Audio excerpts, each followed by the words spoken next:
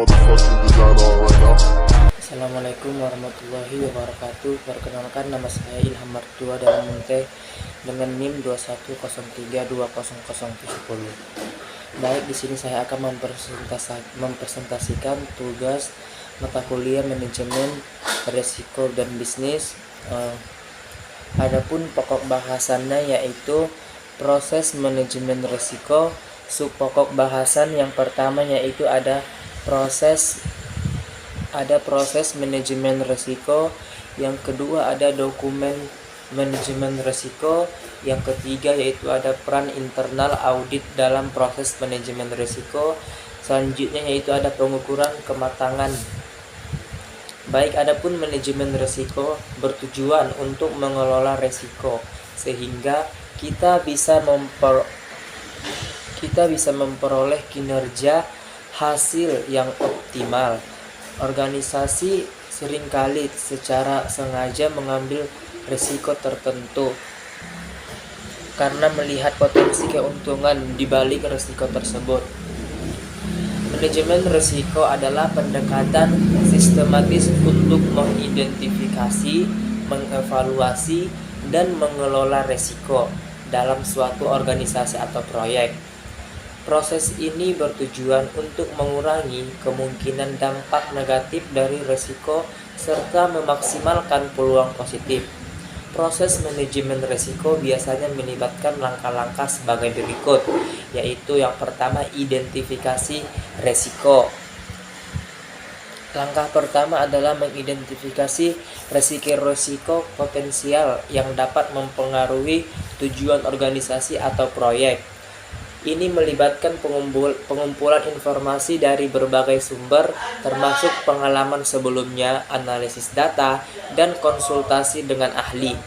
Yang kedua ada penilaian risiko. Setelah risiko teridentifikasi, langkah berikutnya adalah mengevaluasi kemungkinan dan dampak dari masing-masing risiko tersebut. Ini dapat dilakukan dengan menggunakan metode seperti analisis kualitatif atau kuantitatif, matriks risiko, atau teknik analisis statistik. Pengembangan strategi pengelolaan risiko. Setelah risiko-risiko dievaluasi, langkah selanjutnya adalah pengembangan strategi untuk mengelola atau merespon risiko tersebut. Strategi ini dapat mencakup pencegahan risiko, mitigasi risiko, transfer risiko, atau penerimaan risiko. Selanjutnya yaitu ada implementasi strategi pengelolaan risiko. Setelah strategi pengelolaan risiko dikembangkan, langkah berikutnya adalah menerapkannya dalam praktik. Ini mungkin melibatkan alokasi sumber daya, perubahan dalam proses atau kebijakan organisasi, atau pembentukan tim khusus untuk mengelola risiko tertentu. Selanjutnya itu ada monitoring dan pengendalian risiko. Proses manajemen risiko tidak berhenti setelah strategi dikembangkan dan diimplementasikan. Penting untuk terus memantau risiko-risiko yang telah diidentifikasi, mengevaluasi efektivitas strategi pengelolaan risiko, dan mengambil tindakan korektif jika diperlukan. Ini memastikan bahwa organisasi tetap responsif terhadap perubahan lingkungan dan kondisi baru yang dapat mempengaruhi risiko. Selanjutnya yaitu ada komunikasi dan pelaporan. Komunikasi yang efektif tentang risiko kepada semua pemangku kepentingan penting dalam manajemen risiko.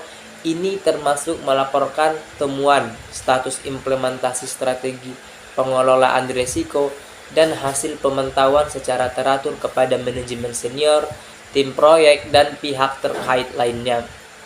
Selanjutnya yaitu ada pengembangan kapabilitas manajemen risiko, yaitu organisasi perlu terus meningkatkan kapabilitas mereka dalam manajemen risiko dengan mempelajari dan dari pengalaman masa lalu, memperbarui prosedur dan praktik mereka, dan melibatkan personal dalam pelatihan dan pengembangan. Proses manajemen risiko bersifat iteratif, artinya perlu terus diulang dan disesuaikan Seiring dengan berkembangnya organisasi atau proyek, dengan menerapkan proses manajemen risiko yang efektif, organisasi dapat mengidentifikasi peluang baru, mengurangi ketidakpastian, dan bisa juga meningkatkan kemungkinan mencapai tujuan mereka. Nah, yang pertama yaitu ada proses manajemen risiko, komunikasi, dan konsultasi. Bentuk komunikasi dan konsultasinya antara lain sebagai berikut, yaitu rapat berkala, rapat insidensial, fokus grup diskusi, forum pengelola resiko, penetapan konteks resiko, tahapan penetapan konteks yang meliputi sebagai berikut, yaitu yang pertama menentukan ruang lingkup dan periode penerapan manajemen risiko, dan menetapkan sasaran organisasi, menetapkan struktur unit pemilik risiko atau UPR, mengidentifikasi stakeholder, mengidentifikasi peraturan perundang-undangan yang terkait, dan menetapkan kategori risiko, menetapkan kriteria risiko, kriteria kemungkinan terjadi risiko atau likelihood, kriteria dampak yaitu atau konsekuensi, menetapkan matriks analisis risiko dan level risiko.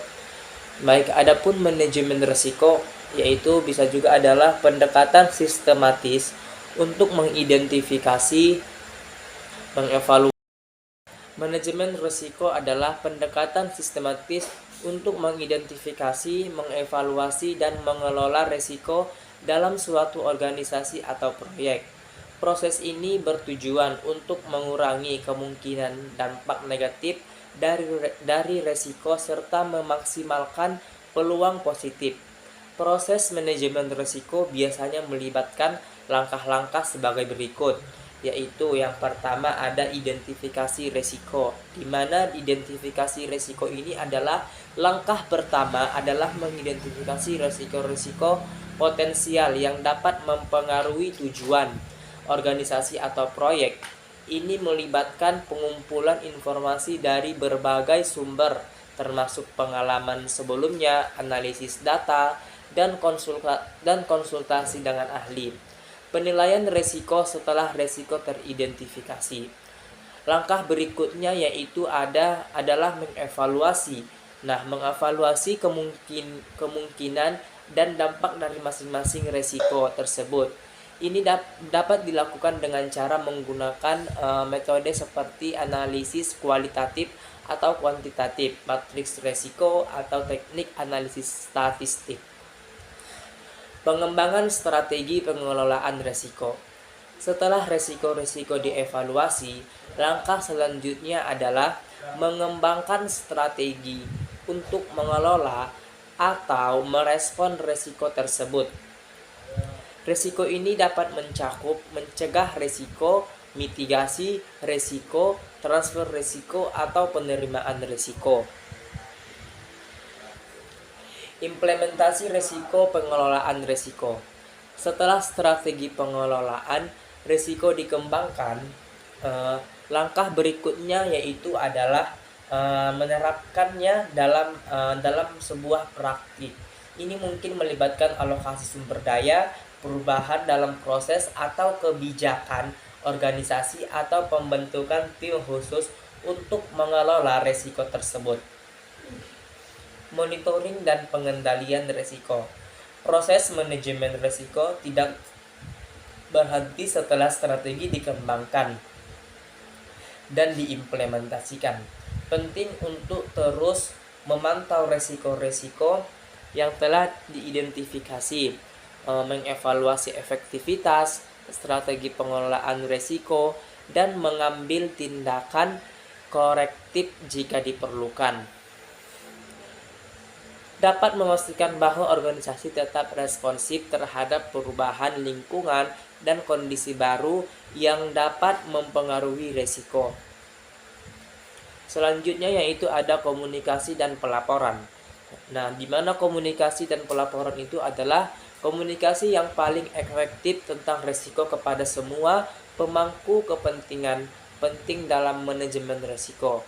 Hal ini termasuk melaporkan temuan, status implementasi strategi pengelolaan risiko, dan hasil pemantauan secara teratur kepada manajemen senior, tim proyek, dan pihak terkait lainnya. Selanjutnya yaitu ada pengembangan kapabilitas manajemen risiko. Organisasi perlu terus meningkatkan kapabilitas mereka dalam manajemen risiko dengan mempelajari dari pengalaman masa lalu, memperbarui prosedur dan praktik mereka, dan melibatkan personal dalam pelatihan dan pengembangan. Proses manajemen risiko bersifat iteratif, artinya perlu terus diulang dan disesuaikan seiring dengan perkembangannya organisasi atau proyek. Dengan menerapkan proses manajemen risiko yang efektif, organisasi dapat mengidentifikasi peluang baru, mengurangi ketidakpastian, dan meningkatkan kemungkinan mencapai tujuan mereka.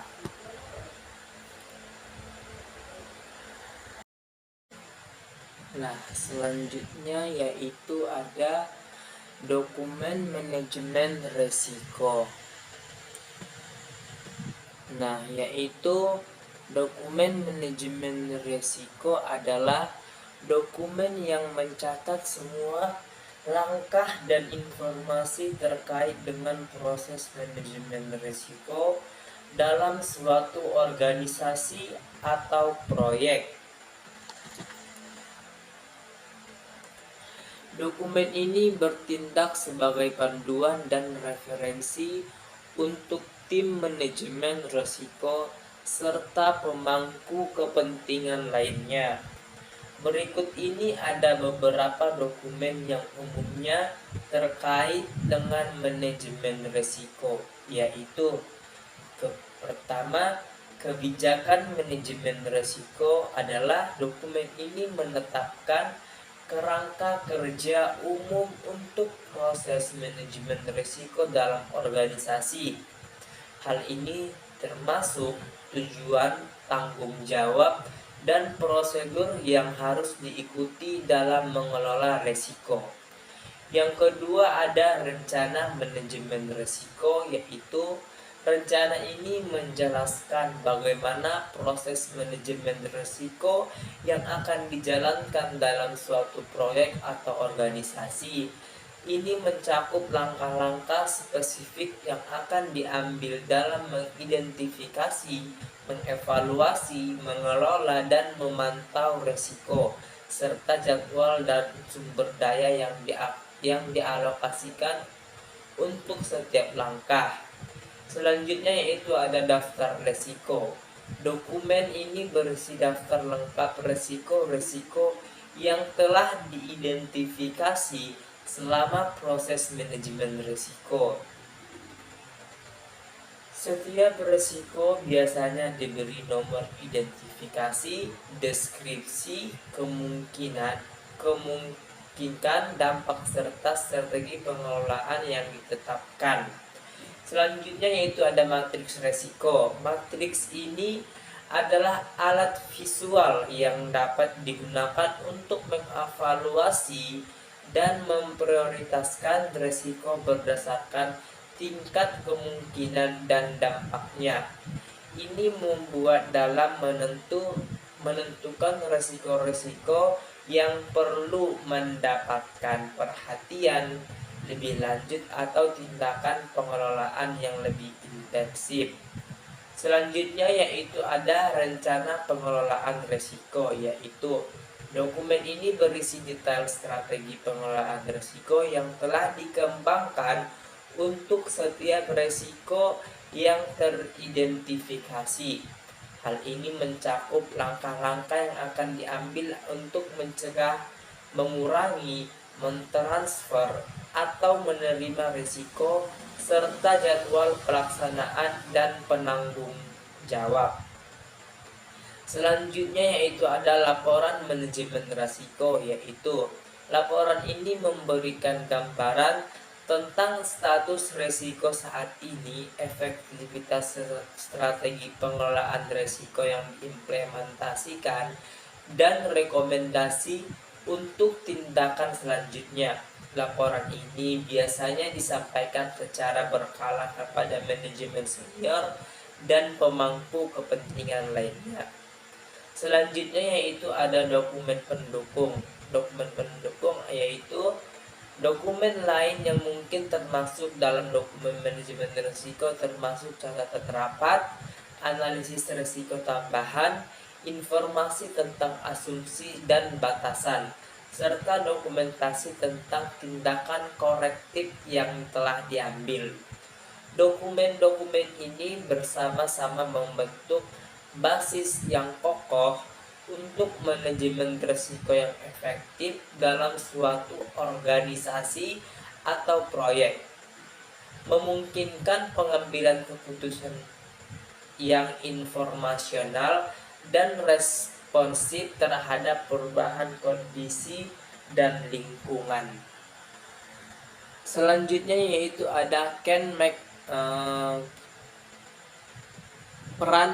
peran internal audit dalam proses manajemen risiko sangat penting dan meliputi berbagai aspek kunci, yaitu yang pertama ada evaluasi efektivitas sistem pengendalian intern atau SPI, di mana yaitu SPI internal audit bertanggung jawab untuk mengevaluasi efektivitas SPI yang ada di dalam organisasi. Hal ini mencakup peninjauan terhadap kebijakan, prosedur, dan praktik operasional untuk memastikan bahwa mereka dirancang dengan dan diterapkan secara efektif untuk mengidentifikasi, mengevaluasi, dan mengelola risiko. Yang kedua ada penilaian risiko, yaitu internal audit dapat membantu dalam menilai risiko potensial yang dihadapi oleh organisasi dan menilai apakah proses manajemen risiko yang ada telah mencakup risiko-risiko tersebut secara memadai.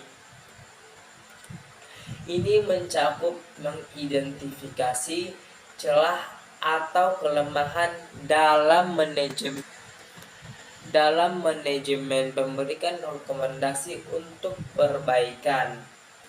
Selanjutnya yaitu ada pengujian kontrol, yaitu internal audit melakukan pengujian terhadap kontrol internal yang ada untuk memastikan bahwa mereka efektif dalam mengelola resiko-resiko yang telah diidentifikasi. Ini melibatkan pengujian prosedur operasional, verifikasi kepatuhan terhadap kebijakan dan peraturan, serta penilaian terhadap keandalan informasi keuangan dan operasional. Selanjutnya yaitu ada pemantauan dan pelaporan, yaitu internal audit bertanggung jawab untuk memantau, mengimplementasi rekomendasi yang dihasilkan dari audit sebelumnya dan melaporkan kemajuan kepada manajemen senior dan dewan direksi. Mereka juga dapat memberikan laporan berkala tentang status manajemen risiko, termasuk temuan dan rekomendasi untuk perbaikan.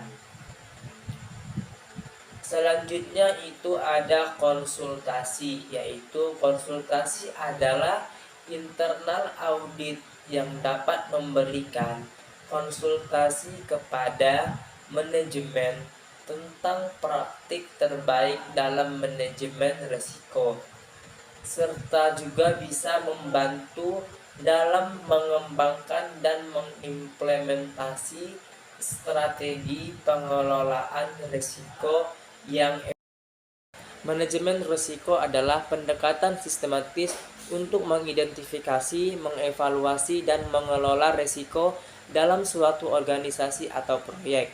Proses ini bertujuan untuk mengurangi kemungkinan dampak negatif dari risiko serta memaksimalkan peluang positif.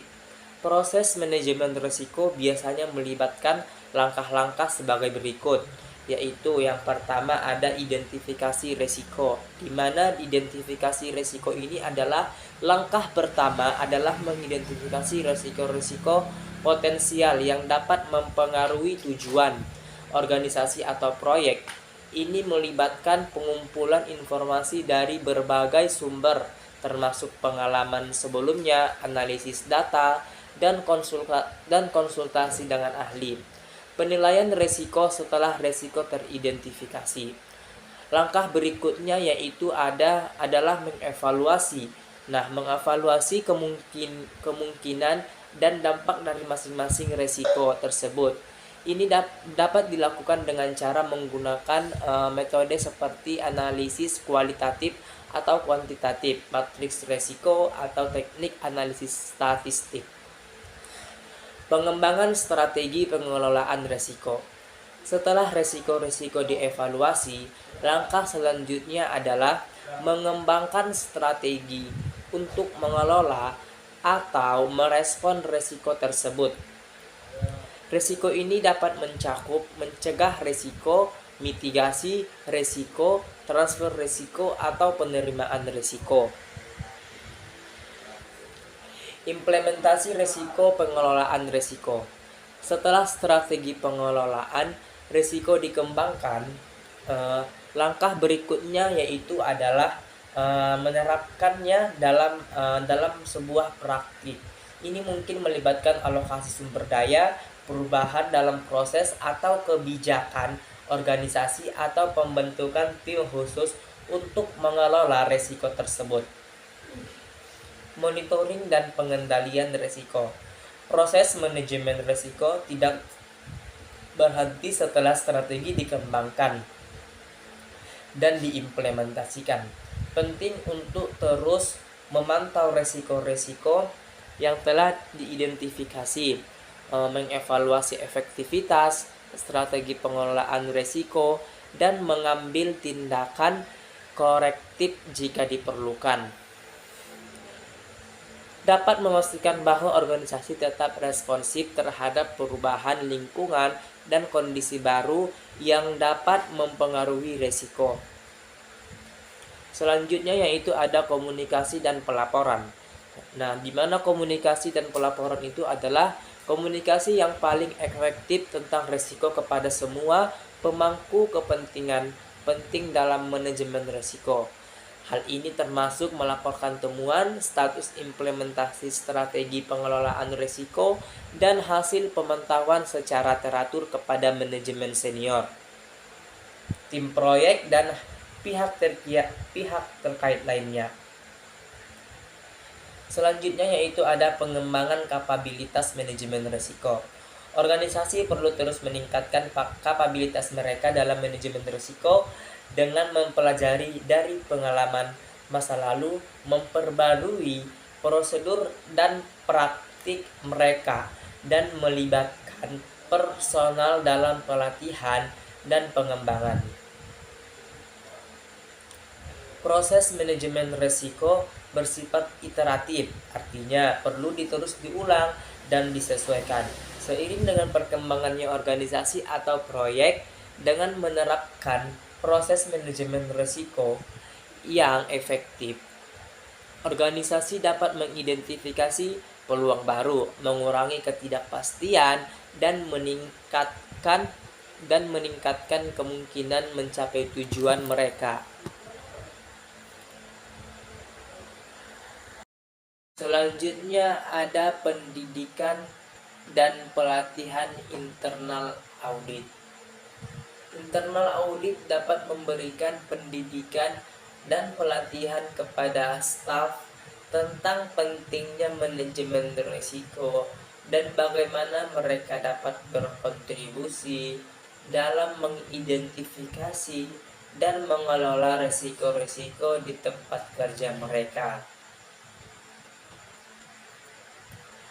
Dengan peran yang komprehensif ini, internal audit membantu memastikan bahwa organisasi memiliki sistem manajemen risiko yang kuat dan efektif, yang mampu mengidentifikasi, mengevaluasi, dan mengelola risiko-risiko dengan baik untuk mencapai tujuan organisasi yang lebih baik.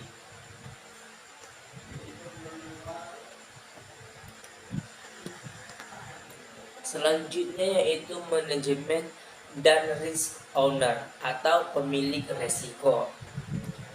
Berperan dalam mengidentifikasi, mengkaji, dan mengelola risiko. Internal audit di sisi lainnya mempunyai peran untuk memberi keyakinan atau assurance kepada pimpinan, komite manajemen risiko, komite manajemen risiko, dan unit-unit terkait atas efektivitas manajemen risiko.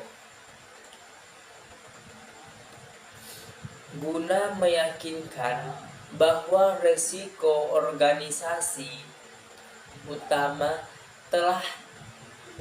yang telah dikelola secara baik dan sistem pengendalian internal yang telah berjalan dengan efektif. Selanjutnya yaitu ada Standard for Professional Practice of Internal Audit menyatakan bahwa internal audit dalam kaitan penggunaan metodologi audit berbasis risiko harus mempertimbangkan penilaian risiko di tingkat macro risk assessment. Kepada internal auditor harus menggunakan hasil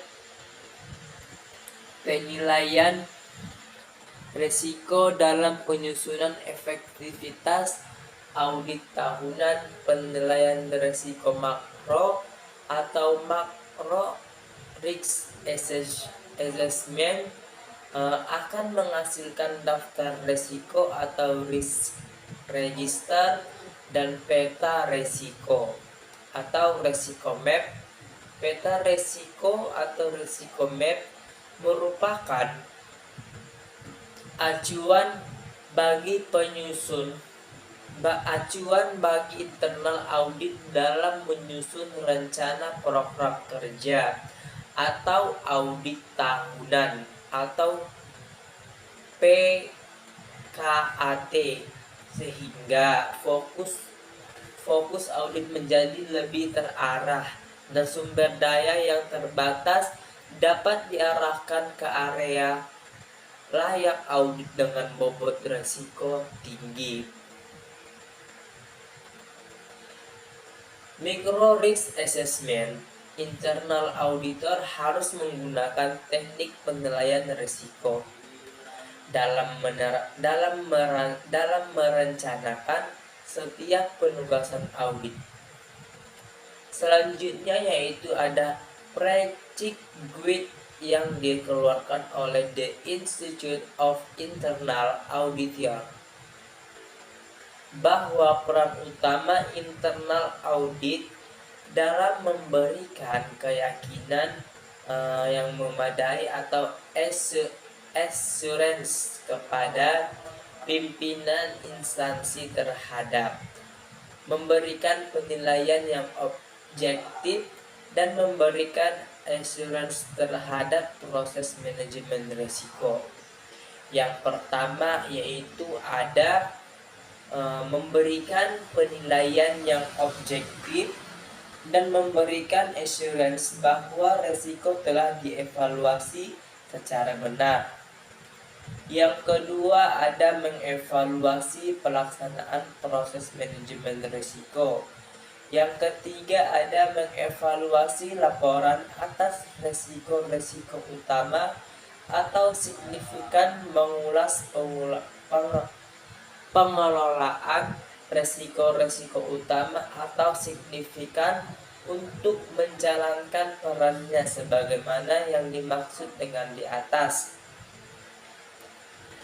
Dalam menjalankan tugas dan tanggung jawab terkait dengan memberikan assurance atas proses manajemen risiko di atas, maka hal itu dapat diperhatikan internal auditornya adalah sebagai berikut, yaitu yang pertama sumber daya atau waktu, tenaga, biaya yang digunakan untuk menjalankan tanggung jawab tersebut tidak boleh menyebabkan tugas utama internal audit menjadi terabaikan. Internal audit harus dapat menjunjung tinggi sikap perilaku independen dan objektivitas. Internal audit harus selalu mensosialisasikan pemahaman bahwa manajemen adalah pemilik dan penanggung jawab atas risiko dan pengendalian hal-hal yang tidak boleh dilakukan oleh internal audit adalah hal-hal yang tidak boleh dilakukan oleh internal audit adalah sebagai berikut, yaitu penentuan risk appetite atas resiko-resiko, pemerintah menentukan proses manajemen risiko, pengambilan keputusan atas tidak lanjut terhadap risiko, menindaklanjuti risiko dengan mengatasnamakan manajemen, memegang tanggung jawab terhadap manajemen risiko. Selanjutnya yaitu ada pengukuran kematangan terhadap manajemen risiko. Merupakan langkah yang sangat penting dalam mengevaluasi sejauh mana organisasi telah mengadopsi dan menerapkan praktik manajemen risiko yang efektif. Beberapa metode yang umum digunakan untuk mengukur kematangan penerapan manajemen risiko meliputi yaitu yang pertama ada model kematangan manajemen risiko, yaitu model kematangan manajemen risiko adalah kerangka kerja yang mengidentifikasi tahapan-tahapan dalam perjalanan organisasi menuju penerapan manajemen risiko yang efektif. Biasanya model ini terdiri dari beberapa tingkatan, mulai dari organisasi yang tidak sadar akan risiko hingga organisasi yang memiliki kultur risiko yang matang dan terintegrasi dalam semua aspek operasional.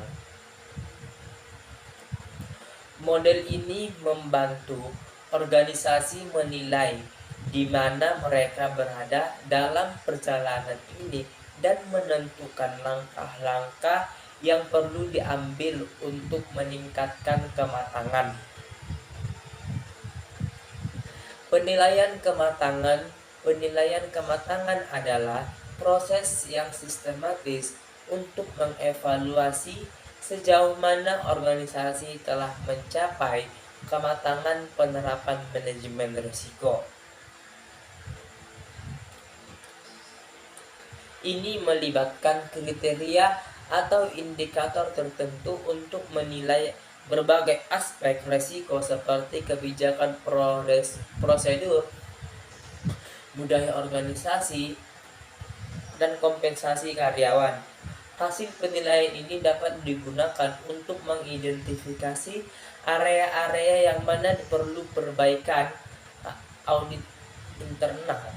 Audit internal dapat digunakan untuk mengevaluasi efektivitas implementasi praktik manajemen risiko yang ada di dalam organisasi. Audit ini dapat mencakup penilaian terhadap kepatuhan terhadap kebijakan dan prosedur, pengujian terhadap kontrol internal yang ada, serta evaluasi terhadap pelaporan dan pemantauan risiko. Selanjutnya ada survei dan wawancara. Survei dan wawancara dengan karyawan dari berbagai tingkatan dalam organisasi dalam memberikan wawasan tentang persepsi mereka terhadap manajemen risiko dan sejauh mana praktik-praktik tersebut telah diadopsi dalam praktik sehari-hari. Selanjutnya yaitu ada benchmarking, yaitu perbandingan kinerja manajemen risiko organisasi dengan organisasi sejenis atau terbaik dalam industri dapat membantu menentukan di mana organisasi berada dalam hal kematangan penerapan manajemen risiko. Hal ini dapat melibatkan perbandingan terhadap indikator kinerja kunci atau praktik terbaik. Setelah dilakukan pengukuran kematangan penerapan manajemen risiko, langkah selanjutnya adalah mengidentifikasi area-area di mana perbaikan diperlukan dan mengembangkan rencana aksi untuk meningkatkan kematangan tersebut. Proses ini bersifat iteratif dan membutuhkan komitmen dari manajemen senior serta partisipasi aktif dari semua pemangku kepentingan untuk mencapai manfaat penuh dari manajemen risiko.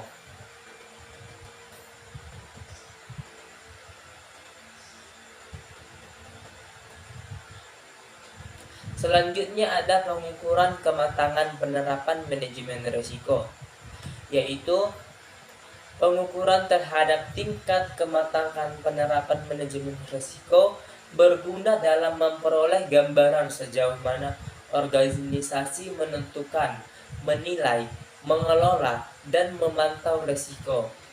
Sebuah model kematangan adalah cara terstruktur mengamati aspek manajemen risiko dalam organisasi dengan efektif.